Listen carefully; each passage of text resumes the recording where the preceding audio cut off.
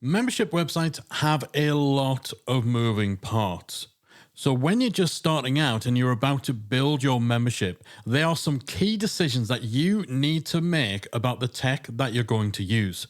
In today's episode of the Membership Guys podcast, I'm going to talk you through the 5 biggest tech decisions you need to make when you're first starting out. Here we go.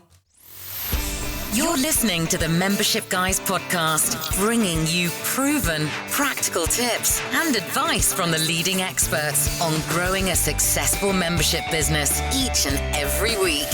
And now, here's your host, Mike Morrison.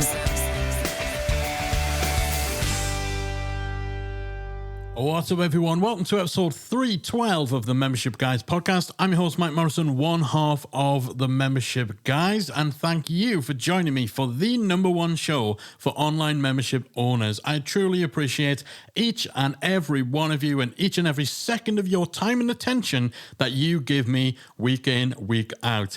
If you are new to the show, first of all, welcome. I'm so glad that you found us, but it took you 312 episodes. What's going on? I'm just kidding, of course.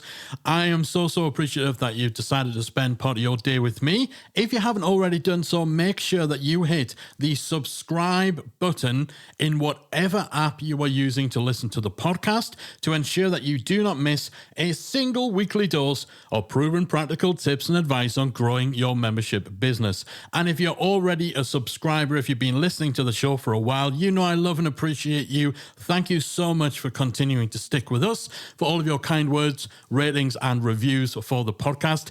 If you have a moment of time spare, I would be so grateful if you could leave us a nice shiny 5-star rating and a few words about what you like most about the show, what you might want to hear more of, how the show has helped you in your membership business. I read each and every single review, and I appreciate each and every single review because it lets us know that we're doing a good job, but also it helps us to reach more people just like you so we can spread the love and we can help everyone grow successful online memberships. And speaking of growing those online memberships, that all starts with getting your membership website built, launched, and up and running. And if you're at that stage of your journey, or perhaps you're really early on in starting to flesh out your membership idea and you've not yet got to the tech side of things, then today's episode is for you. There are a lot of moving parts when it comes to getting a membership site built. There's so many different systems, platforms, plugins, all that sort of stuff out there that you need to choose from. Are you going down the WordPress route? Are you going with a hosted platform? What should your domain name be? Where do you get your website hosting? Where's your community going to live? All of that sort of stuff. And it can be a minefield trying to navigate all of these decisions and figure out what the right path is in terms of the tech you're going to use and the key decisions that you need to make about your whole setup for your online membership website. So in today's episode, I've singled out 5 of the biggest of those decisions. These are decisions that can have an impact and repercussions on so many different elements of your membership, how you run it, how you grow it, how your member experience is, all of that sort of stuff. And so you need to think carefully, you need to think hard, you need to do your research, you need to do due diligence, not just rely on recommendations from a Facebook group or something like that. And hopefully the advice I can share with you today will help you to get those decisions right. So the first big decision you need to make when starting out is whether or not you want your membership website to be self-hosted or using an online platform. So when I say self-hosted, what I mean is you have a website that you set up, you build, you install, you run, all that sort of stuff on your own web hosting account. You control all of that sort of side of things. You'll probably use something like WordPress, which you install onto your web hosting. You install your plugins, the themes, you set it all up, you configure it. You basically build it yourself or with the help of a developer. That is what you would call a self-hosted website. So the 2 real options for basically where is the site going to live, who's going to run it, are self-hosted or a hosted platform. So a hosted platform is where essentially someone runs it all for you. You don't need to worry about web hosting. You don't need to worry about installing or even choosing the software. You basically pay a fee to someone else to give you the platform, to give you the tech. So you just sign up, you go in there and you have a section where you add your content. You've got some options about how your site will look and feel. You can choose, things like the price point for your memberships, but all of the tech is dealt with. You just go along, get your account set up, jump in, and basically all the tech is handled for you. So that's a hosted platform. Usually you pay for these platforms on subscription. So you'll pay $100 a month to be able to set up your website on someone else's tech, on someone else's platform. So these are usually the two main choices. You've got self-hosted or hosted platform. When you go down the self-hosted route, usually for a membership site, you'll need to use some sort of content management system, some sort of software that you install onto your own web hosting that will give you the engine that will power your membership. The vast majority of self-hosted membership sites use WordPress. WordPress is the most popular content management system in the world. And a big part of the reason for that is the fact that there's all sorts of add-ons, which are basically just extra bits of functionality that you can install. And that just gives you more bells and whistles, more features, more options within your WordPress site. So off the shelf, WordPress is free. It doesn't cost you anything to actually use WordPress itself. And if you're just installing WordPress, that gives you the ability to publish pages and to publish blog posts. And that's pretty much it. So you would then need to go out and get a plugin that will add membership functionality. So the ability to protect some of that content and to then charge people for access to it. If you want a community, you might then also need to go and get a community plugin that will, again, add functionality such as the ability to have a little section of your website where people can post discussions, they can chat, they can have conversations, and so on. If you're offering courses, then again, you would go and you would get a plugin to add that functionality too. So the self-hosted route is really about getting this kind of basic engine, the core, which is WordPress, and then deciding what features do I need, what functionality do I want to add, what bells and whistles would I like on my website. And then you go off and you pick and choose a variety of different plugins, of different add-ons that will put that functionality at your fingertips within your WordPress site. If you want the ability for people to fill in a contact form, you get a contact form plugin. If you want social media sharing buttons on your pages, again, you need to go and get a plugin. So you're kind of assembling all these ingredients. You're doing it yourself, but most of them, they're already built, right? You don't need to code them yourself. You don't need to create them yourself. You're just taking little snippets of functionality, little pre-made bells and whistles, and plugging them into your site. So you have a lot of control, you have a lot of flexibility, but also there's a lot of little small decisions you need to make.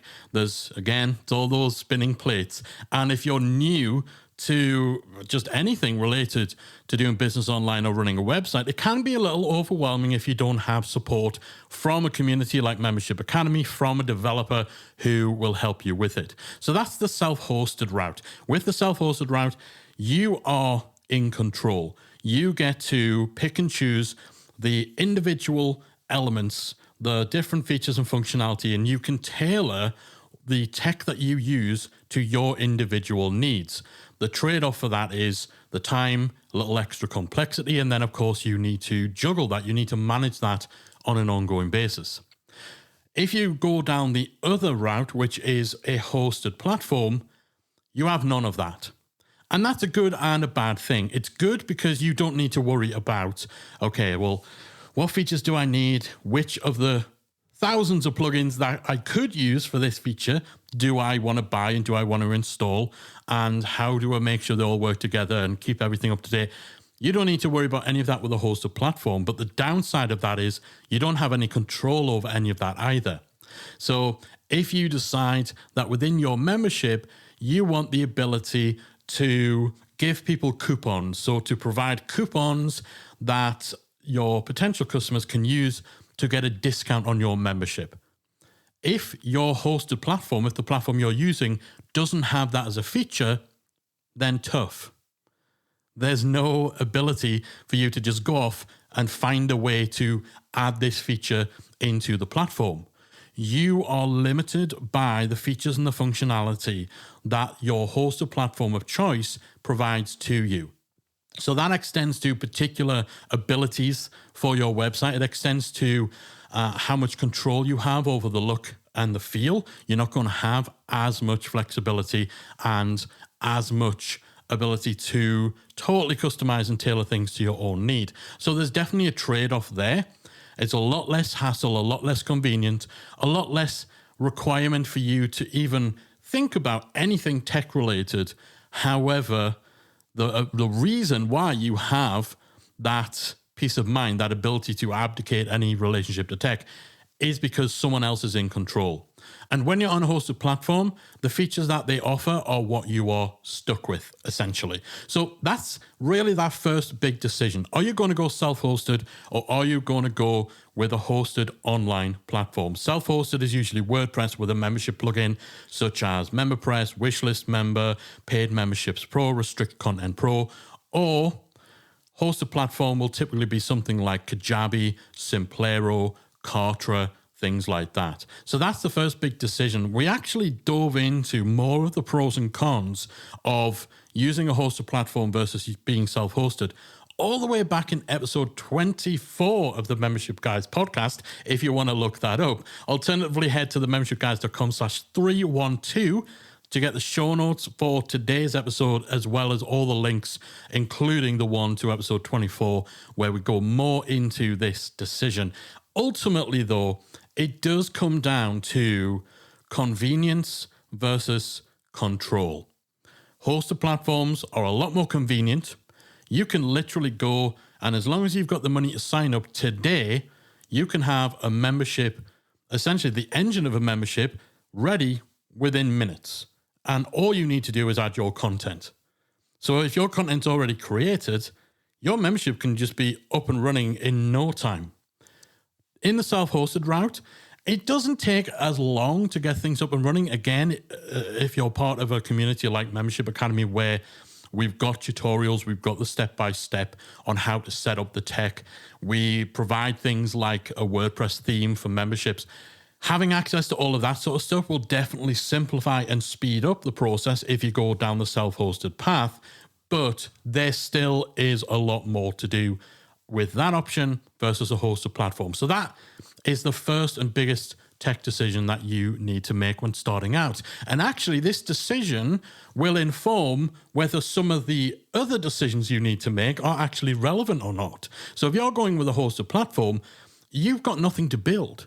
You don't have to build any of the website itself. And so the next decision, which is, do you actually build it yourself, or do you hire a developer or a professional? This is a decision you're only really going to face if you are self-hosting your own membership site. If you are using a hosted platform like Kajabi, like Simplero, you don't need to build anything, so you don't need to think about this. But if you are running your site yourself, it's self-hosted, decision number 2, are you going to try and build this yourself, or are you going to pay someone to take it all off your hands? Now, honestly, this decision, 9 times out of 10, comes down to money. Do you have the budget to hire someone to take care of the setup, to research the best plugins, to take your needs, go away, find the right combination of tech, set it up, install it, customize the look and feel, set up all the different options in the configuration to meet your requirements, and then your website's done, and all you personally need to do is go in there and add your content. If you have the budget to do that, I think pretty much anyone would happily hire somebody to take care of all of the tech headaches for you. So if you are cash rich but time poor, then you're probably going to hire someone. If you're the reverse of that, if you're time rich but you're cash poor, then likelihood is you're going to need to build your site yourself. And again, if you're completely new to all of this, it might get overwhelming, particularly with some of the nitty-gritty decisions and little things like making sure all your plugins play well together and all that sort of stuff. Once again, Membership Academy has tutorials and a section within our community for tech support that can help you to navigate this. And indeed, most members who come through Membership Academy, they end up building their own membership site with our help, with our instruction and guidance and the resources that we provide. So you don't need to be a tech whiz to do it yourself, but you do need to recognize that if it's not your zone of genius, if it's not your area of expertise, then you're probably not going to enjoy this part of the process. I actually had my friends Martin and Lindsay from Jammy Digital, which is a web development agency. They joined me back in episode 241 to talk about whether or not you should hire a web designer or a web developer from the get-go. Now, actually, you'll hear from that conversation if you go back and listen to episode 241, that in a lot of cases, we would veer towards recommending doing things yourself. And the big part of the reason is if you are using something like WordPress, there are so many fantastic plugins and themes that other developers have created, which are extremely powerful off the shelf. So they take care of so much of what you might need to do on your site. They take care of all of that, and you simply need to install them, tweak some settings, and then you're good to go. The standard of website themes for WordPress, the standard of plugins, membership plugins, community plugins, what they are capable of doing and how they've been designed in a way to make it so that someone without a huge amount of technical knowledge can accomplish great things and impressive complex things without it actually feeling complicated. All of this really puts a lot of power at your fingertips, regardless of how tech savvy you are or not. And especially if you have tutorials to follow and if you have people you can ask questions if you get stuck, then it's far more feasible for you to build a pretty powerful, complex website yourself using these tools, using these plugins, than it might have been 5 years ago, 10 years ago. So again, that's the second big decision. If you are going down the self-hosted route, are you going to build things yourself or are you going to hire someone to do it for you? If you have the budget, if money is no object in this, then hire someone to do it for you. Even if you could do it yourself, it's going to save you time because you can be creating your content, you can be working on your launch plans, your marketing plans, while your website is being built for you. But if you don't have the money, then don't fret because it's easier than it's ever been to create something incredible if you're doing it yourself. It's easier than it's ever been to do that these days with plugins, with themes, with tutorials that you get in sites like Membership Academy to help you along the way. The third big tech decision that you'll need to make relates to your domain name. So this is your website address, the URL that people use to access your membership. This is probably one of those questions that comes up more than any other question within our communities, both our free Facebook group, where we've got now 20,000 people in there, and inside our members community too. What should your domain name be? Should it be, if you've already got a website, say you've already, got a blog, or maybe you've got a company where you're offering services and you've already got, mybusiness.com, should your membership also be on mybusiness.com? Should it just be a section of that website? Should it be a subdomain? So that would be members.mybusiness.com. Should it be a subdirectory? So mybusiness.com/members. Or should it be a different domain name altogether? So you've got two websites, mybusiness.com and mymembership.com. That latter approach is the one that we have here at the Membership Guys. So we have the membershipguys.com, which is the blog, podcast, free resources, info about us, the brand, all that sort of stuff. And then our membership is at membershipacademy.com. For us, that decision was largely a one based around branding. It was a branding-based decision, but also we knew we wanted to do fairly complex stuff and custom stuff with the Academy website. And if we tried to crowbar both the public Membership Guys website and the Membership Academy community, if we tried to have them all in the same spot, then it would just get messy. So there's a lot of tech benefits to having them separate as well. But there's so many different elements, so many different potential implications of how you choose to set up your domain name for your membership in relation to other websites you may have. There's a lot of different aspects and benefits, pros and cons that most people don't think of. I'd actually encourage you, if you want to dive deep on this, to listen to episode 296. So that's themembershipguys.com/296 for a bit of a deeper dive into where should your membership live? What should its domain name be? Subdomain, same domain, new domain, subfolder? This is a big decision. And yeah, it's one of those things people struggle with. So check out episode 296 for a little more on that. And this is a decision that will affect you regardless of whether you're self-hosting or whether you're using an online platform. So yeah, this is something that we all have to figure out and make a decision on when we are setting up a membership site. Big decision number 4 is a one where we're starting to get specific. So this decision relates to which plugin or theme combination should you use if you're going self-hosted, or which platform should you use if you're going down the hosted route. So this is basically, okay, if you've decided you're self-hosted or hosted platform, what does that mean? What is your actual choice of tech under that banner? So if you're going down the self-hosted WordPress route, that means what is the membership plugin that you use and what is the theme that you use? They're the two big pieces of the puzzle for a self-hosted website if you're running WordPress. And if you're going down the hosted platform route, which platform? So that's the fourth decision. If you know what the type of setup you're going to have is, okay, what is the actual specific option we're going to use to power our membership? What plugin, what platform? So this is definitely where people get stuck, particularly when it comes to things like WordPress membership plugins, because there are a lot of them. Even with us distilling all the different plugins that are out there down to a short list of the best, you still got a dozen or so to choose from. And really your choice is going to largely come down to your requirements.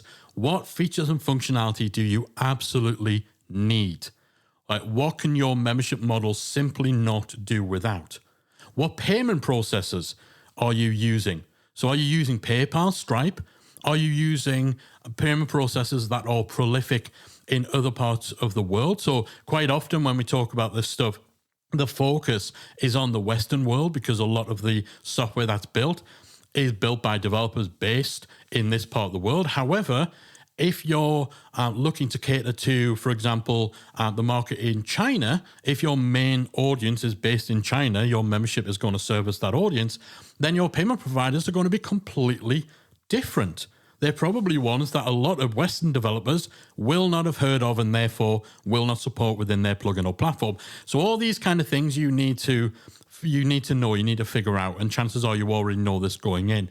Same as your email marketing service. So if you're using MailChimp, if you're using ActiveCampaign, if you're using Ontraport or ConvertKit, again, some plugins, some platforms will support some of those, some will support others, some will support all of them.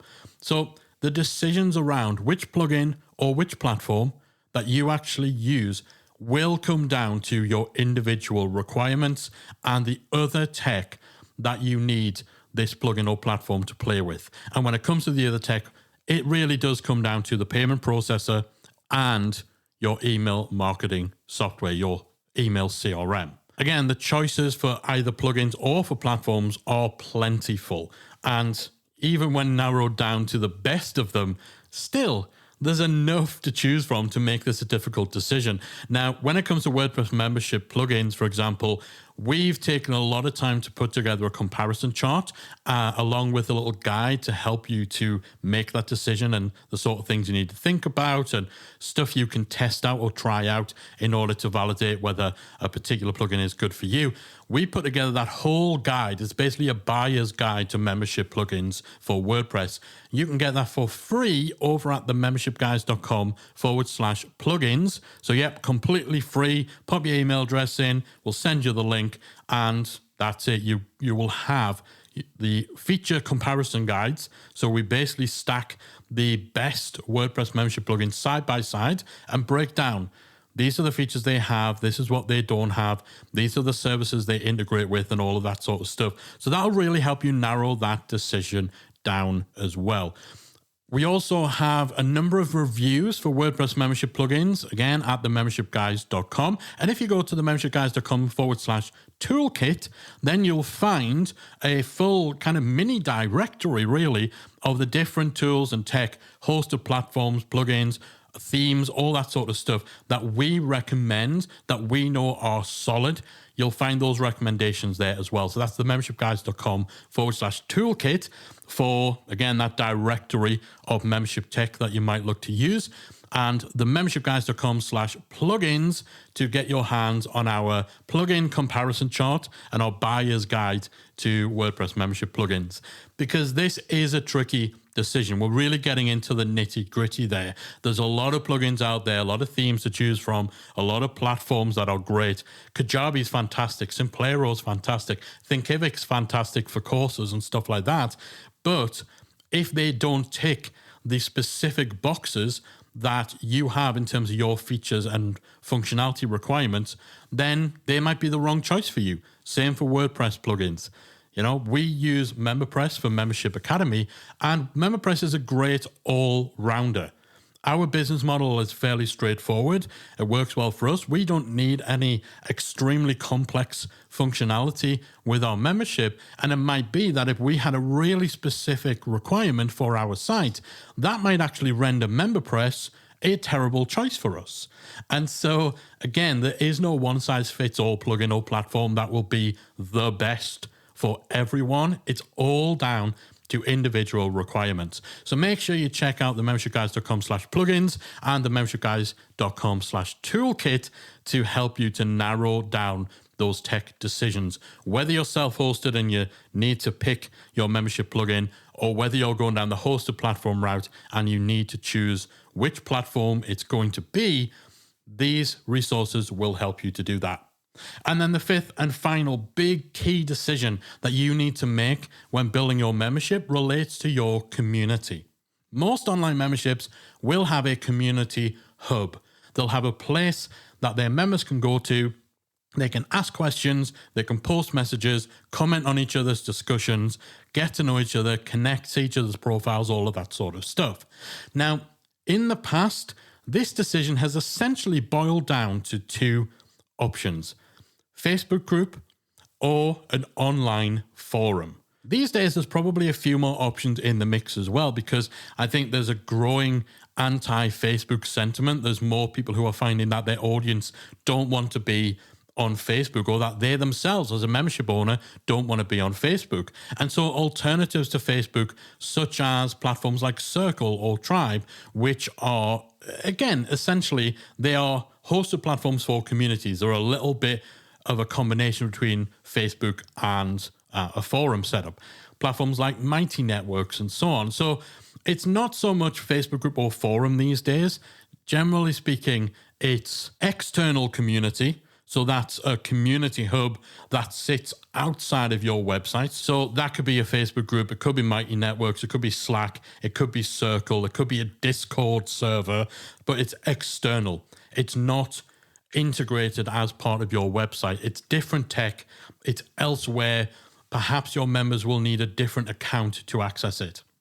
Versus internal community. So that would be an on-site forum. So a section where you have forum software installed that uses the traditional kind of discussion forum structure of sections, topics, comments. It might be something like BuddyBoss or BuddyPress, which again gives you a bit of a social network feel, but all within your own website. So there's a lot of different options there. Internal versus external is really the big decision. External, again, you kind of have the benefit of not having to worry about the tech setup. When it comes to things like Facebook groups or Slack channels, there's also the argument that if someone already is using Facebook regularly, then they're more likely to jump into the Facebook group and take part. And so you're likely to get a higher volume of engagement within a Facebook group than you might within an on-site forum where someone needs to be on your website and deliberately going into the forum with the intention of participating. Engagement and participating is a little more passive on Facebook. They'll could be scrolling through their newsfeed, looking at funny pictures of cats, then they see a message from your private members Facebook group and they put a comment on, and then there's something else that they then go on to. It's a little more passive. They don't have to be as intentional about engaging. However, again, that lack of control, particularly with Facebook groups, where you're at the mercy of Facebook. You're at the mercy of Mark Zuckerberg. If he decides that they no longer want to let people run Facebook groups, well, then you don't get a say in that discussion, and all of a sudden you don't have an outlet for your members' community. Now, that's a bit extreme, but more realistically, what will happen and what is happening with Facebook groups is they are subject to Facebook's algorithms. So Facebook decides what content from your group gets shown to people. It decides whether certain discussions show higher within your group than others, whether some of them will show in your users' news feeds or not. So that lack of control really is a massive downside to having an external community solution versus having an internal one that you control. Again, if you've got an internal on-site community, there's more tech to take care of. There's more maintenance. You need to put a bit more effort, a bit more thought around how you're going to get people to show up and engage within your community than perhaps you would do on the likes of Facebook, or even, in a private Slack channel or Discord, where someone who is in a whole bunch of different Slack channels, if you have a private member Slack channel, then again, they've got the software up. They're going to be on there. They're in the right environment to see notifications, see messages, and it's a bit more passive than having to log into your membership, navigate the community, and take part. So lots of things to consider in this discussion. Head over to the show notes for this episode, themembershipguys.com/312. We've got some links to a few more things that you want to consider when deciding where to host your community hub, on-site or off-site, internal or external. The other big thing you need to consider if you're going off-site, if you're not using something like Facebook where people likely already have an account, if you're using something like Mighty Networks, or you're using something like Circle, which is one of the newer kind of external community platforms, then that means your members need to go off and create a second account. So not only do they need an account to access your membership site, but they might also need an additional account, a second account, a separate set of login details to access the community portion. So if they want to consume your content, they go to one place. So they've got to remember that URL. They go to that URL. They log in, they consume the content. But if they want to talk about it, well, then they've got to go to a different URL, log in again, perhaps with different details, different passwords.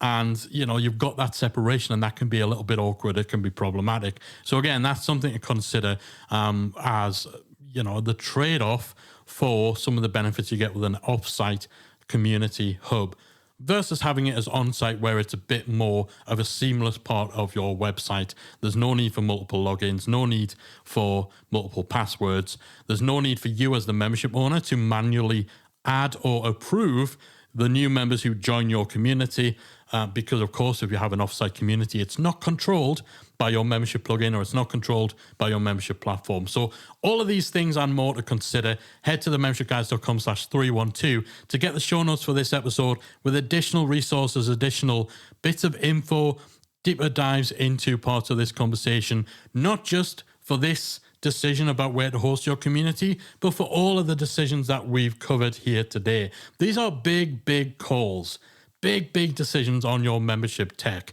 Self-hosted or hosted platform, DIY or hire someone to do it for you. What domain setup are you going to have? Same domain, subdomain, subfolder, different domain. What plugin or platform are you using, and where are you hosting your community? They're big decisions, but I do hope some of the tips and advice I've gave you during today's show will help you navigate them a little better. And of course, as mentioned, head to themembershipguys.com/312 for the show notes if you want a deeper dive into any one of these discussions and get your hands on some of the multiple resources we've talked about during today's episode. All right. Woo! That was a big old tech dump, but hopefully you found today's episode useful. Hopefully it'll help point you in the right direction and make some of those tech decisions a little easier, whether you are at the beginning of your journey or whether you've been considering mixing things up with your existing membership. Then I do hope I've been able to help you today. That's it from me for this week. Please join me next week for another installment of the Membership Guys podcast. Until then, I'm out of here. If you enjoyed this week's episode of the Membership Guys podcast, we invite you to check out membershipacademy.com. The Membership Academy is the essential resource for anyone at any stage of starting, growing, and running a membership website. Whether you're still trying to figure out what your idea is going to be, or whether your website's already up and running and you're just looking for ways to grow it and attract new members, then the Membership Academy can help you to get to the next level. With our extensive course library, step-by-step membership roadmap, exclusive member-only discount perks and tools, as well as our supportive, active community that will help you along the way with feedback, encouragement and advice, the Membership Academy is the perfect place to be for anyone looking to start, manage and grow a successful membership business. Check it out at membershipacademy.com.